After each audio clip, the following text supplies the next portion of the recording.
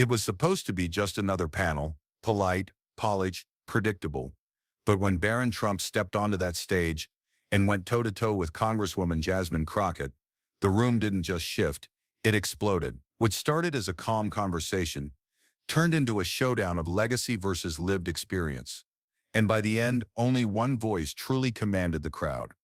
This isn't just a clash of words, it's a lesson in real power.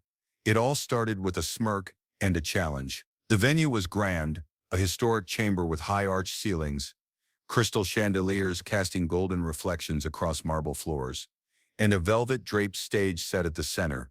The crowd was mixed. Students, journalists, professionals, and curious onlookers, all gathered for what was billed as the next generation of American voices.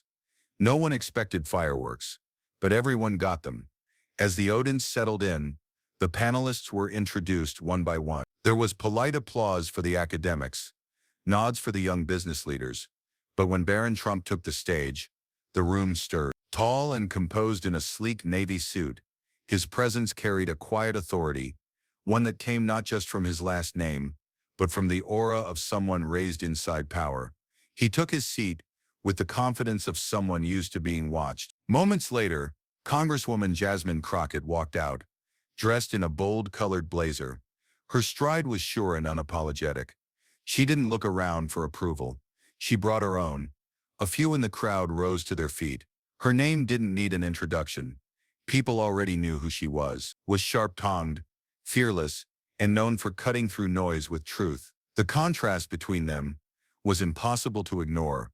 Barron sat straight-backed, fingers interlaced, nodding with calculated poise. Jasmine sat relaxed, but focused, her eyes scanning the room, already reading the energy. When the moderator welcomed the panelists and posed the first question, "What does leadership look like for the next generation?" All eyes turned to Barron. He smiled faintly. "Leadership," he began, "is about maintaining order in a chaotic world. It's about holding on to tradition while facing change with discipline. We live in an age where noise is often mistaken for influence, where raw emotion is seen as progress. But real leadership," he paused, "is knowing when to speak and when to simply stand tall." There was a polished elegance to his delivery. It was the kind of speech one might expect in a boardroom, measured, respectful, and subtly laced with condescension. He never looked directly at Jasmine, but his words clearly had a target: sheer volume. He added, "doesn't equal vision." The crowd reacted with a soft mix of applause and murmurs. Jasmine didn't respond right away. She sat still, blinking slowly, then turned slightly, looking directly at Barron. The room felt the shift like a breeze before a storm. The moderator turned to her. "Congresswoman Crockett, your thoughts?" She leaned into the microphone and smiled. The kind of smile that wasn't polite, but precise. "Interesting take," she said calmly. "But let's talk about the real world. Leadership isn't a private school debate club. It's not rehearsed lines and polished tones. It's showing up, speaking up, standing up." The crowd leaned in. "Order is great," she continued, "if you're already sitting at the top of it. But for a lot of folks and the people I represent, order has meant being told to wait their turn, stay quiet, or follow rules written without them in mind." Barron blinked. She hadn't raised her voice. She didn't need to. Her truth cut cleaner than any jab. What had started as a panel was now clearly something else, a clash of philosophies, generations, and realities. Barron Trump, the poised prince of a political dynasty, had entered the room, ready to dominate with demeanor. Jasmine Crockett, the bold voice of working-class truth, had arrived with something even stronger, conviction that couldn't be taught or rehearsed. The audience could feel it. Something real was unfolding. This wasn't a scripted exchange. This was a collision, and it was only getting started. Barron Trump wasn't used to being challenged. Not like this. He had walked onto that stage fully in control, or so he thought. His suit was flawless. His shoes shined like mirrors, and his words had been practiced, if not many times, then enough to carry the signature coolness of someone who never needed to shout to be heard. As the discussion continued, the panelists were invited to dive deeper into the meaning of public service and personal responsibility in modern America. The moderator turned back to Barron and asked a simple question: "Do you believe wealth and privilege shape a person's ability to lead fairly?" Barron took a short breath, not out of hesitation, but calculation. He leaned into the mic, one hand resting lightly on the table. I think leadership, he began, isn't defined by what you're born into, but how you rise above it. If you're fortunate, it means you have more responsibility to do things. Right? Legacy isn't something to be ashamed of.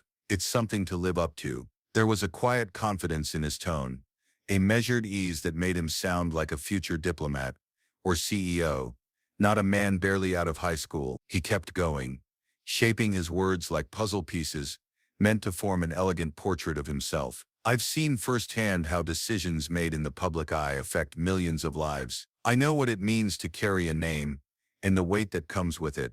That doesn't make me disconnected. It makes me aware. You don't need to be loud to be heard. You need to be precise, thoughtful, and balanced. Then came the moment he took it too far. With a calm, almost smug glance to his sideways without saying her name, he added, sometimes the loudest voices in the room are the ones trying the hardest to be taken seriously. You could hear it. A few gasps, a few stifled laughs, and the distinct sound of a pin drop pause. He had just taken a clear jab at Jasmine Crockett, seated barely 6 feet away, whose fiery voice in politics was one of her trademarks, and whose rise was anything but traditional. He thought it was clever, even classy. He thought he had pulled off a clean intellectual takedown without breaking composure, but the temperature in the room told a different story. Jasmine didn't respond, not yet.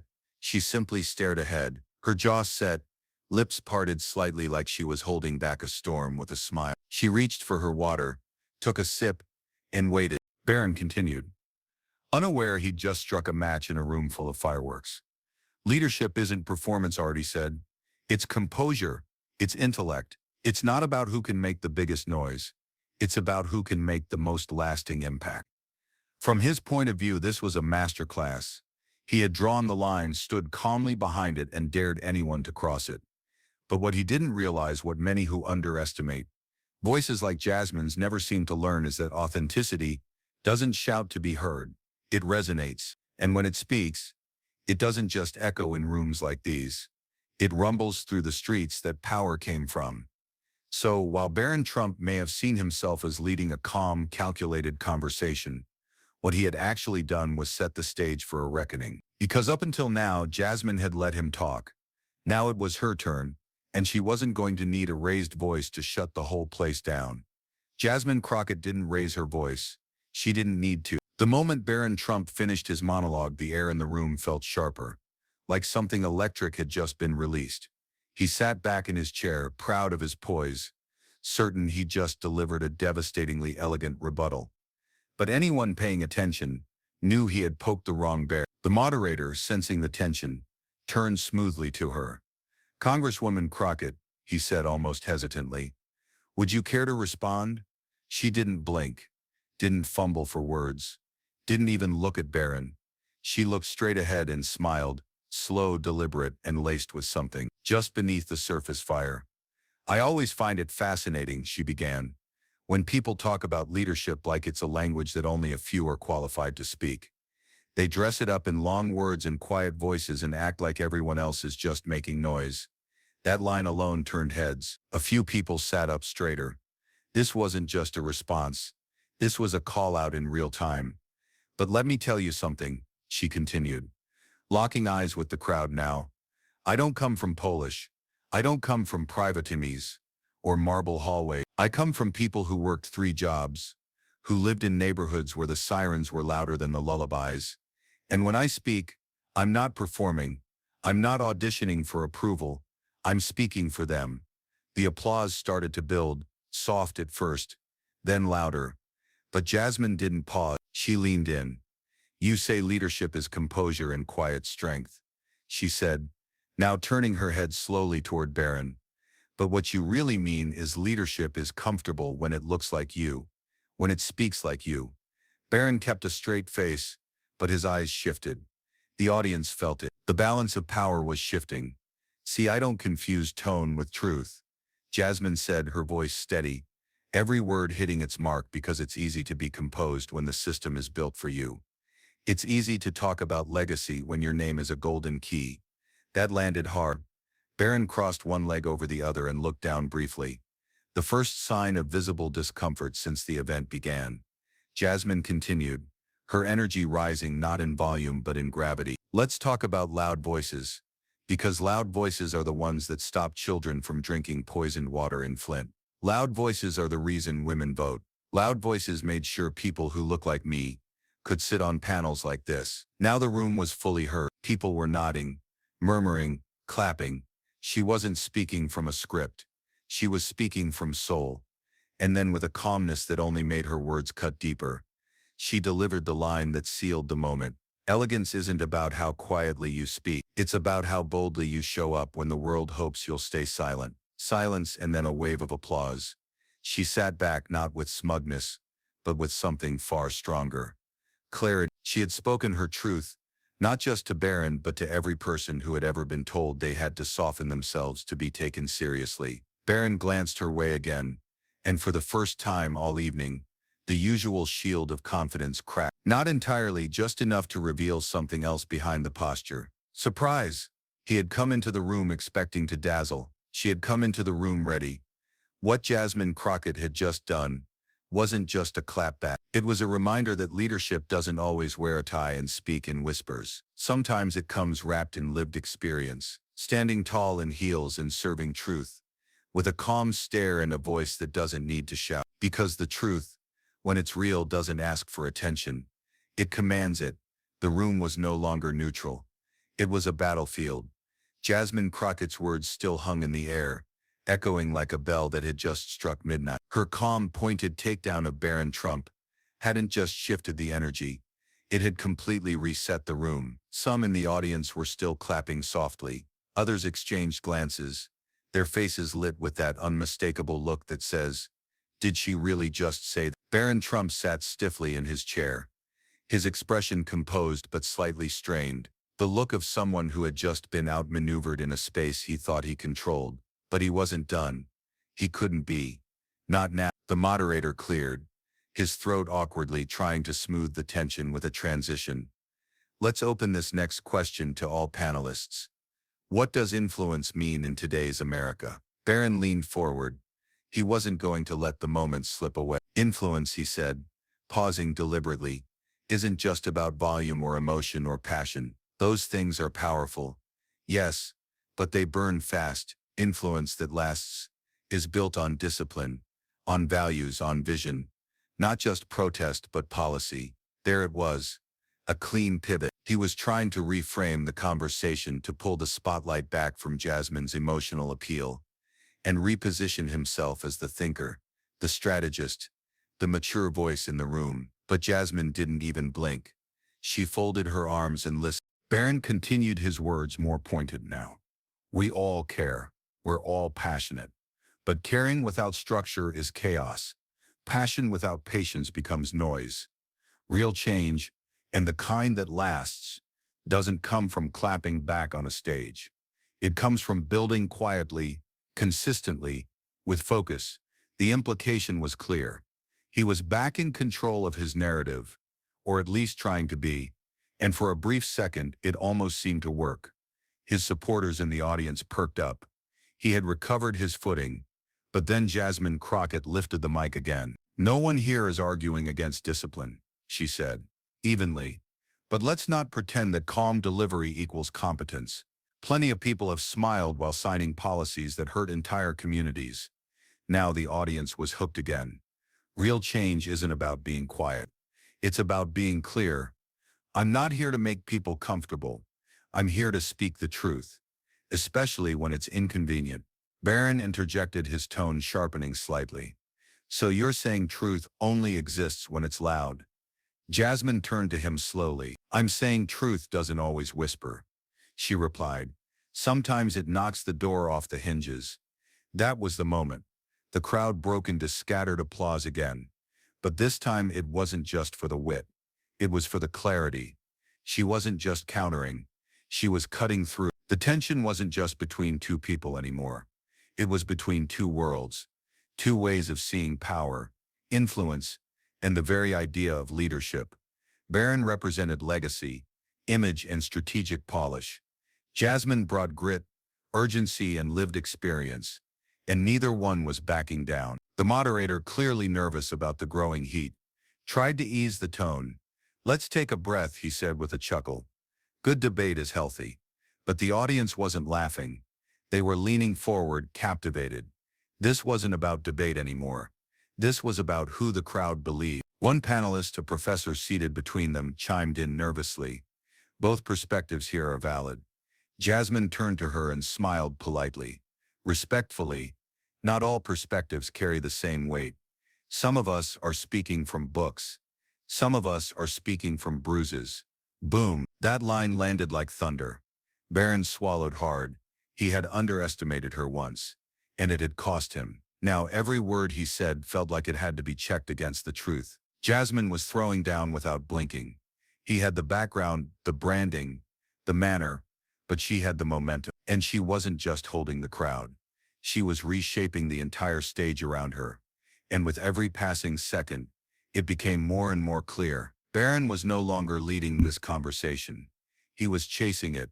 By the time the panel ended, it was clear who had left the strongest impression. Barron Trump exited the stage with the same polished grace he entered with, his suit still crisp, his hair still perfectly in place, but something in his demeanor had shifted.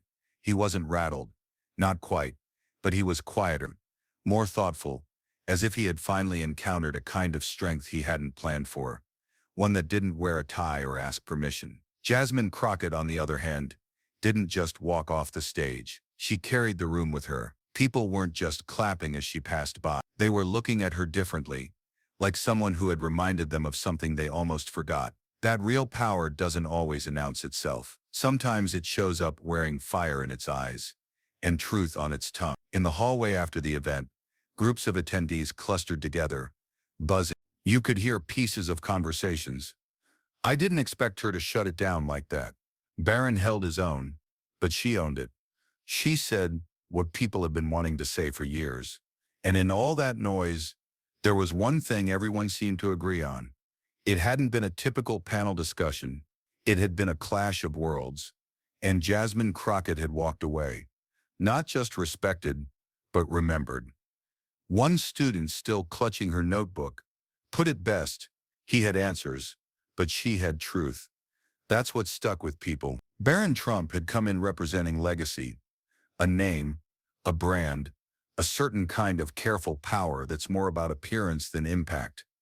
And to his credit, he handled himself with maturity. He spoke with clarity, logic, and control. But in trying so hard to look like a leader, he had forgotten the one thing that matters more than how you sound: why you're speaking in the first place. Jasmine, she didn't need polish. She had purpose. And that, more than anything, is what gave her words weight. She didn't argue to win. She spoke to reveal, to tear back the curtains and show the audience something real. That's the thing about real power. It's not about controlling the room. It's about connecting with it. It's about reaching into people's experiences and reminding them they're not alone. That someone on that stage isn't just performing, but representing. And on that stage, Jasmine had done exactly that.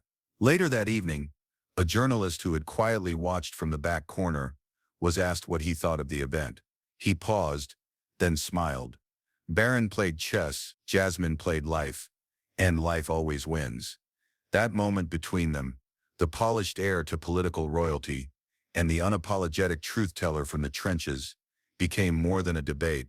It became a reflection of something deeper, something happening all over the country, a shift, a redefinition. Because leadership is no longer just about who speaks the cleanest or who was trained to perform behind a podium. It's about who knows what it costs to speak up, who doesn't just talk policy, but understands pain, who doesn't just read the rules but rewrites them. That night, Barron Trump learned something, maybe not in the way he wanted to, but in a way that will stick with him. He learned that real power doesn't come from posture. It comes from presence. And Jasmine Crockett, she didn't just win a moment. She reminded everyone in that room, and far beyond it, that when truth walks into a space, with its head high and its history on its shoulders, no amount of polish can outshine it. In the end, Barron tried to outclass Jasmine, But Jasmine, she didn't need to play his game. She rewrote the rules. In the end, Barron Trump brought image. Jasmine Crockett brought impact. He played the part of a leader. She became one. And when the lights dimmed and the applause faded, it was her words that still echoed. Because true influence doesn't come from the family name you inherit. It comes from the fire you earn. And in that room, one truth was undeniable. Real power speaks, and the world listens.